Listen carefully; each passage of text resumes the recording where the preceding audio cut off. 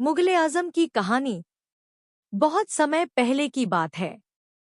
भारत पर मुगल बादशाह अकबर का शासन था। अकबर एक बहुत शक्तिशाली, न्यायप्रिय और दूरदर्शी शासक था। लेकिन उसकी एक ही इच्छा अधूरी रह गई थी। उसका पुत्र सलीम, जो आगे चलकर जहांगीर बना, उसके अनुसार एक आदर्श बादशाह बने। कहानी की शुरुआत। राजकुमार सलीम बचपन से ही बहुत संवेदनशील और भावुक स्वभाव का था। उसे युद्ध या राजनीति से ज्यादा दिलचस्पी कला, संगीत और प्रेम में थी। अकबर चाहता था कि सलीम कठोर और निडर योद्धा बने, इसलिए उसे युद्ध के मैदान में भेज दिया। कई वर्षों तक युद्ध में रहने के बाद जब सलीम लौटा, तो वह एक परिपक्व और साहसी राजकुमार बन चुका था। अनारकली से प्रेम। महल में सलीम की नजर पड़ी एक बेहद खूबसूरत और नृत्यकला में निपुण दासी पर। उसका नाम था अनारकली। दोनों की नजरों का मिलना ही उनके प्रेम की शुरुआत थी। धीरे धीरे यह प्रेम गहरा होता गया।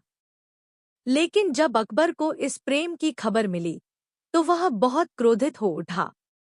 एक राजकुमार और दासी का प्रेम मुगल साम्राज्य की मर्यादा के खिलाफ था। टकराव। पिता और पुत्र। सलीम ने प्रेम के लिए अपने पिता के खिलाफ विद्रोह कर दिया। उसने अपने सैनिकों को लेकर अकबर की सेना का सामना किया, लेकिन अंत में हार गया। अकबर के सामने सलीम को झुकना पड़ा। अनारकली का बलिदान। अब सवाल था, सजा किसे दी जाए?